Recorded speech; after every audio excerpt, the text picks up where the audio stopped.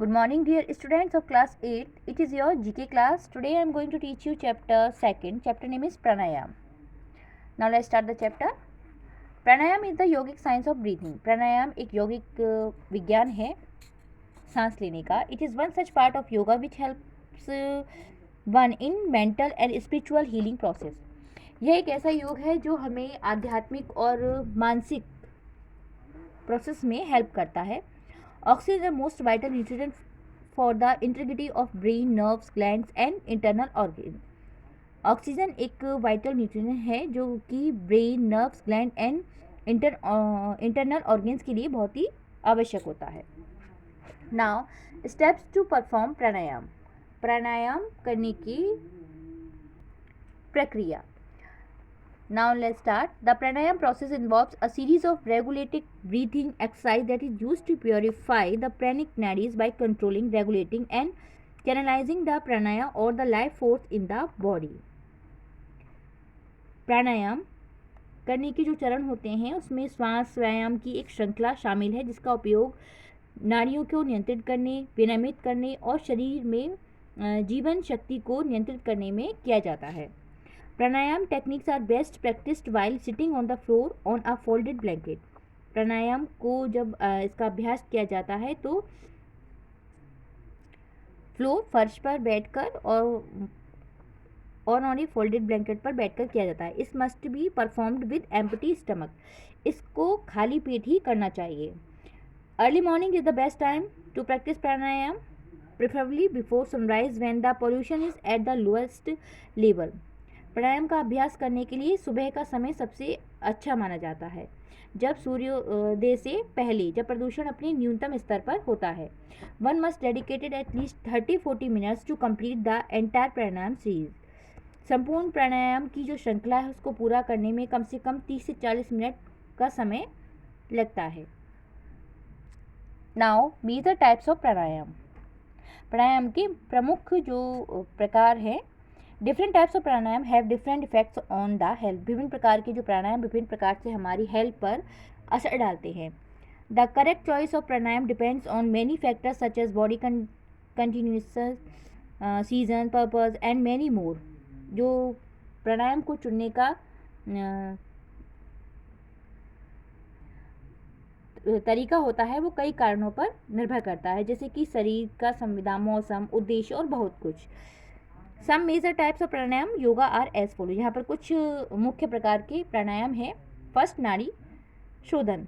प्रणव मुद्रा is made by bending the index and middle finger towards the palm and slowly inhaling through the left nostril and exhaling through the right nostril and vice versa.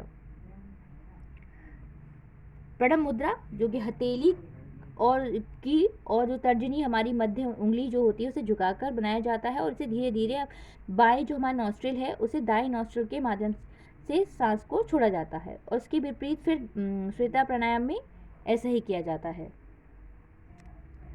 Sheetali pranayama. Sheetali involves the inhalation of air through the tongue and then very slowly expelling the air using both the nostril. शीतली प्राणायाम में सांस लेना शामिल होता है जिसमें टंग, जीभ की सहायता से हवा का और फिर धीरे धीरे दोनों जो हमारे नॉस्ट्रिल्स है उससे ब्रीथिंग सांस को छोड़ा जाता है. Now Sheetkari pranayama. In this yoga one has to breathe in air externally both right and left nostril will be used empathetically. इस योगा में ब्रीथ को एक्सटर्नली बोथ राइट और लेफ्ट दोनों नॉस्ट्रिल से लिया जाता है और सांस को बाहर निकाला जाता है. Now Ujjayi pranayama. Ujjayi pranayama is a diaphragmatic breathing techniques. Ujjayi प्राणायाम एक डायफ्रेमिक सांस तकनीक है. First, filling the lower belly, activating the first and second chakra, rising to the lower rib cage to activate the third and fourth chakra, and finally up to the upper chest and throat. इसमें पहले निचले पेट को सांस से भरते हैं और दूसरे चक्र को सक्रिय करते हैं. तीसरा और चौथा चक्र सक्रिय करने के लिए निचली जो पसली होती है उस तक बढ़ाते हैं और अंत में ऊपर चेस्ट और गले तक ले जाते हैं. Now Kapalbhati Pranayam.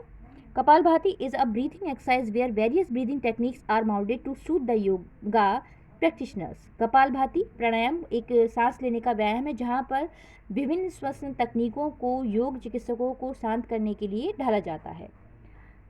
चंद्रग्रह भस्त्रिका.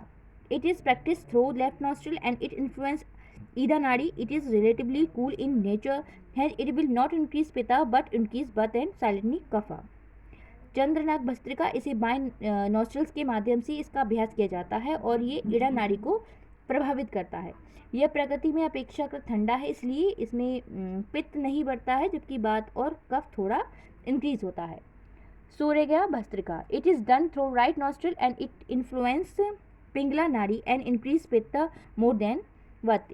यह जो है राइट नॉस्ट्रल्स के द्वारा किया जाता है और ये पिंगला नाड़ी को प्रभावित करता है. Brahmari Pranayam. It is more targeted towards mind and spirituality, the body. It balances all the three doshas.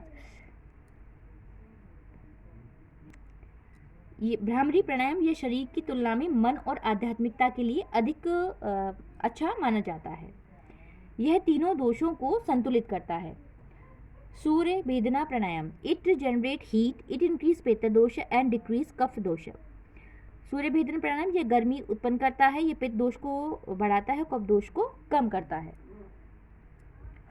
Some other types of pranayama are Bhastrika pranayama, Bhaya pranayama, उद्गीत प्राणायाम, अनुलोम एंड विलोम प्राणायाम, अग्निश्राव क्रिया, वेदना बंधन etc.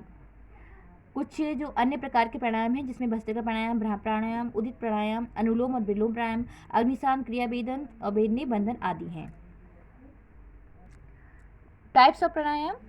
यहाँ पर कुछ पिक्चर्स दी गई हैं प्राणायाम की. फर्स्ट भस्त्रिका प्राणायाम, सेकंड भया प्राणायाम, थर्ड उदित प्राणायाम, फोर्थ अनुलोम प्राणायाम, फिफ्थ विलोम प्राणायाम, अग्निशान क्रिया, शीतली प्राणायाम, शीतकारी प्राणायाम, वेदना बंधन. Now benefits of pranayama. प्राणायाम करने के लाभ. Practice of pranayama has been reported to be beneficial in training a range of stress related disorders, improving automatic function, relieving symptoms as asthma, stammering, and also effective for depression. Pranayam helps to develop a steady mind and strong willpower. In addition, regular pranayam help extend life and enhance perception. Hence, pranayam is considered to be an overall treatment of body to survive and stay healthy. प्राणायाम के अभ्यास के लाभ है जो हमारे तनाव को, हमारे विकार को उसका उपचार करती है और लाभदायक होने के साथ साथ ये हमारे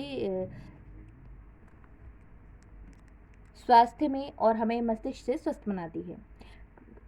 अस्थमा लक्षणों से हकलाना, अवसाद, इन सबको भी प्राणायाम के द्वारा सही किया जा सकता है. प्राणायाम एक स्थिर मन और मजबूत इच्छा शक्ति विकसित करने में मदद करता है. इसके अलावा नियमित प्राणायाम जीवन को विस्तारित करने और धारणा को बढ़ाने में मदद करता है.